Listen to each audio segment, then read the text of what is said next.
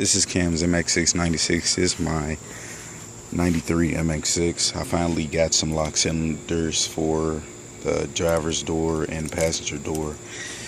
I put them in there yesterday. I went to Mazda to go pick up my cylinders. I also got a new key, the newer logo.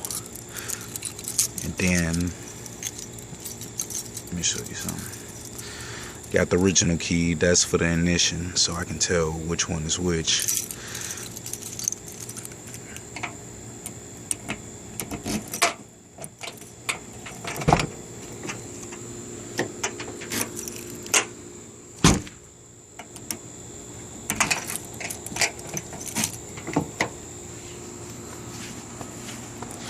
Show you the driver's side.